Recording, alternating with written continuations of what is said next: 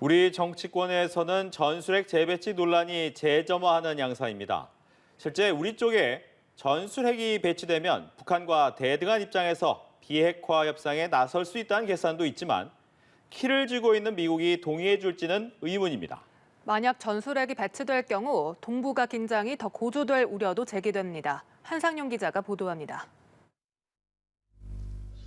1991년 9월 미국의 조지 부시 대통령은 탈냉전 시기를 맞아 구소련과의 핵무기 경쟁에서 탈피하는 지상발사 전술 핵무기 감축을 선언했습니다. 한반도 핵 정책에도 대변화를 초래한 이 조치가 있고 나서 그해 12월 노태우 정부는 북한과 한반도 비핵화 공동선언을 채택했습니다. 남북 간 신뢰 구축 분위기를 조성하고 북한 핵 개발 저지의 근거를 마련하겠다는 취지에서입니다. 이후 주한미군의 전술핵은 한반도에서 모두 철수했고 지금까지 이어지고 있습니다. 대신 한미는 북한의 핵 미사일 도발 가능성에 대응하는 차원에서 해구산, 재래식 타격 능력, 미사일 방어 등 확장 억제력을 개발해 가동해 왔습니다. 하지만 최근 북한의 핵 미사일 위협이 고도화하면서 과거 북핵 위기가 고조됐던 2017년에 이어 또다시 보수 정치권 중심으로 전술핵 배치 논의가 재점화한 양상입니다. 관건은 실효성 여부입니다.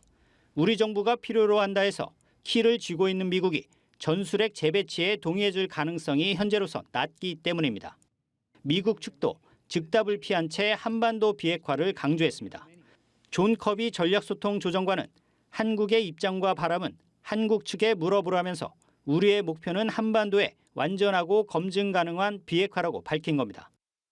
이는 그간 핵군축을 추진해온 미국이 우리나라에 핵을 재배치할 경우 북한을 넘어 중국, 러시아를 자극해 지역 내 군사적 긴장을 더 고조시키고 일본, 대만엔 핵 도미노 영향까지 미칠 가능성 때문으로 분석됩니다.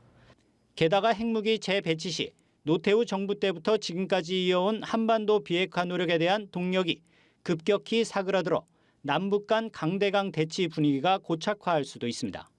현재 재배치 논란이 진행 중인 핵무기는 전술 핵으로 사용 목적과 표적, 위력에서 차이가 있는 전략 핵과는 다른 개념입니다. 전술핵이 주로 군 지휘소와 부대와 같은 제한적 타깃을 목표로 한다면 전략 핵은 대도시와 산업 기반 시설을 표적으로 삼고 있습니다. 따라서 통상 수십 킬로톤의 위력을 지닌 전술핵과 달리 전략 핵은 수백에서 수천 킬로톤의 위력을 보유하고 있습니다. 우리나라의 자체 핵무기 개발도 현실적으로 쉽지 않은 선택지입니다.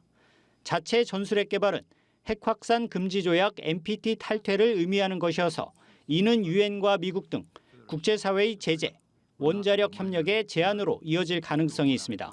따라서 자체 핵무기 개발이 어렵다면 현재로선 NPT 체제 아래 한미 동맹을 더 돈독히 하며 북한을 압도할 만한 핵 확장 억지력을 확보해야 할 필요가 있다고 전문가들은 조언하고 있습니다.